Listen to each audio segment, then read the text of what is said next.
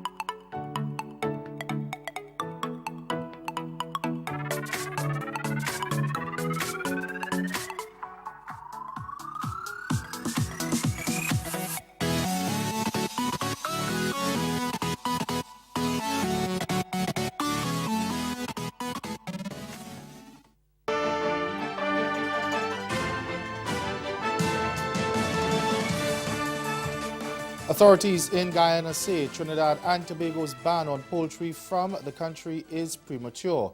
The Ministry of Agriculture has sought to assure the public that it is safe to consume all poultry products, and it said it was disappointed as the premature and excessive response of the Ministry of Agriculture, Land and Fisheries of Trinidad and Tobago to ban all raw and cooked poultry products from Guyana until further notice. And the Guyana Livestock Development Authority, the GLDA, says it considers the ban imposed last week to be ill-advised since neither the sale nor consumption of its poultry meat poses any health risks.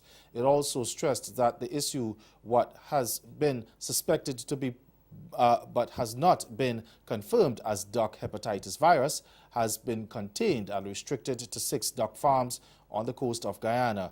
The GLDA said measures implemented, including the closure of the only hatchery in Guyana that hatches duck eggs commercially, have assisted in containing the disease. It says the disease has only been observed in ducklings between the ages of 3 to 15 days old and has not manifested itself in the other poultry sectors such as chicken, turkey and guinea bird.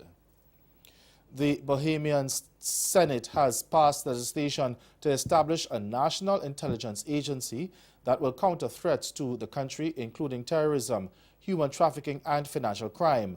Attorney General Carl Bethel told senators on Monday that the National Intelligence Agency bill is critical to the safety of the Bahamas. We are continually and daily assailed in terms of our financial sector by unforeseen challenges. They pop up out of the woodwork. We have no information. We have no contacts at the official level in terms of not the top. Of course, foreign affairs is at the top, but it isn't the top that makes these decisions. Paul Adley very famously said, when you are up there on the top floor telling the Secretary of State your issues, and he is shaking your hand and sympathetically nodding his head at you. Yes, don't worry, don't worry. There's someone down there on the 6th floor writing your country's death warrant. In other news now, heads of the Anti-Corruption Agencies and Government Integrity Commission from across the Caribbean are meeting in the Cayman Islands this week to discuss the fight against corruption in the public and private sector. The conference, being held for the first time in the British Overseas Territory, comes 5 years after the government there passed but failed to implement its own legislation to deal with corruption in public office.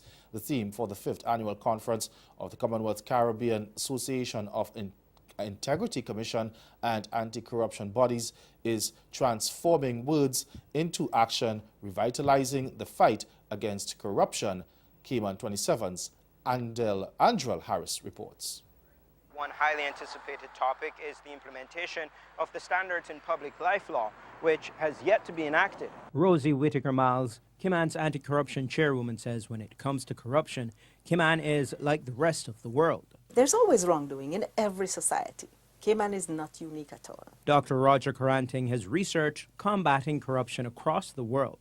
He says When fought at a regional level, the chances of success increases. If you have people in the same region, speak the same language, have the same ideas, mentality and everything, if one half able to do it, it takes the learning curve is shortened for the others to learn. Ms. Whitaker-Miles says Kiman's efforts in fighting corruption continues to grow. Laws are in place now that certainly shine light on what is acceptable in society and what is not acceptable in society anymore. Dr. Kurotin says the timeliness of the conference can't be overemphasized because corruption affects us all. Anti-corruption affects the rich, the poor, those in the middle, and everybody that live in the society.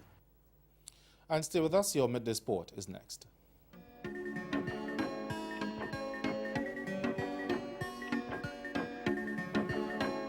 Welcome to this year's 50th Caribbean Broadcast Union Assembly on the island of San Andres. San Andres is a small archipelago located in between Jamaica and Panama in the western Caribbean Sea. A lush, exotic island rich in culture, history, gastronomy, and breathtaking scenic views. Known for its beaches and 7-colored crystalline waters, the island of San Andres will be proudly hosting this year's event. CBU members will enjoy top-of-the-line accommodations for an unforgettable experience in San Andres, connecting Caribbean nations through this year's 50th edition of the CBU Assembly.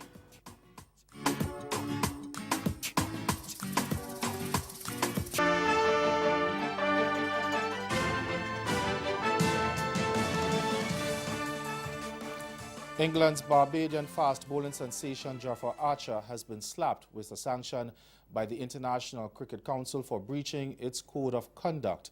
Now, cricket's world governing body said today that the 24-year-old was fined 15% of his match fee and hit with 1 demerit point for showing dissent at an umpire's decision. The incident occurred during England's 14-run defeat to Pakistan at Trent Bridge yesterday, when Archer appeared to question the umpire's call of a wide delivery during the 27th over. Archer had a rough time in the contest, going wicketless from 10 expensive overs, which leaked 79 runs. He starred in England's opening match against South Africa last Thursday, bowling with pace and hostility to take 3 for 27 on his World Cup debut as the host won by 104 runs. His teammate Jason Roy was also fined 15% of his match fee and slapped with 1 demerit point for using audible obscenities in an international match. England faced Bangladesh in Cardiff on Saturday in their next match. And informed Jamaican striker Brian Brown has been called up for the Reggae Boys International Friendly against the United States in Washington, D.C. tomorrow. The 26-year-old has been one of the leading scorers in the United Soccer League, already netting 8 goals this season for Reno 1868 FC to lead the franchise.